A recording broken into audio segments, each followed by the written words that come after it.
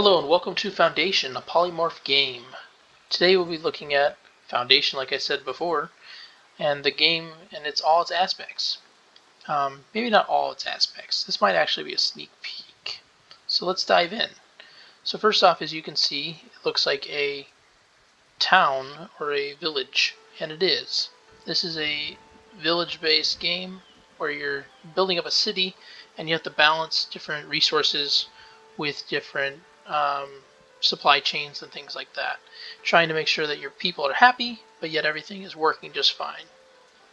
Now, right now, I have a picture of a village that I already created. Maldavia is what I named it, and my name is Lord Zilko. But in future videos, we'll have different naming schemes and different layout altogether. That being said, this game is gridless, so as you can see throughout the game here, a lot of the things don't follow a general pattern. Now, some of the buildings do, but that's because there has to be some kind of pattern there.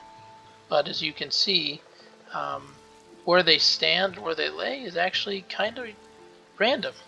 And it is, because when it comes to housing in this game, the people choose where they want to live.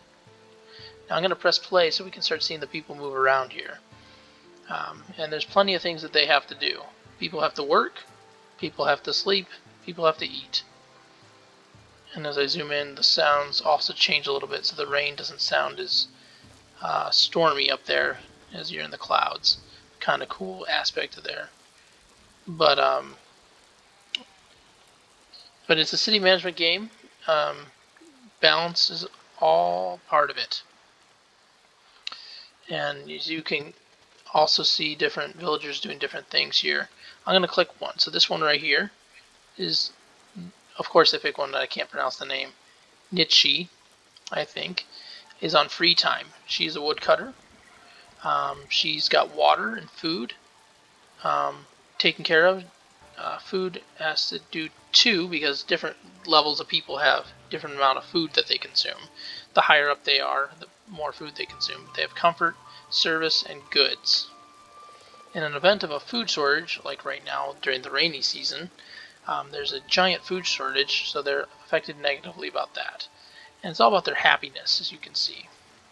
Their happiness is up here, which is 75 or 74 now. And there's different needs that they have, whether it be water or food, goods, comfort or service. They need to accomplish those needs and go from there. Now we just got 2 new villagers, which is great, but I don't have any jobs for them right now. That's another thing people need. They need a job. Otherwise, they may leave. But they usually congregate here in the town square, the village center. There's nothing to report there. But they congregate here is where they start off at. And they go and they'll get a job eventually. And then they'll eventually get a house and things like that. But there's a unique system here. So I'm going to show you this before we end the video. So in today's system, we'll go to the villagers themselves. If you click on status, there's different status. Newcomers are the 2 new people that just showed up. They are unemployed. They don't have any, they just need food and that's about it. And then that's their happiness level. But when you get to novices like the soldiers are, or commoners, or even serfs, I don't know if I have any serfs right now, or citizen, that's the highest that we have so far. But I have all the commoners. And there's different levels of people, and these levels of people need different things. This one's completely happy, but this one needs comfort. So they all need something different. And as you can see here, there's all sorts of things that you can do. So there's houses where people live, there's housing tiers and their density, occupants, things like that. There's also food production places like this wheat farm that they're harvesting right now.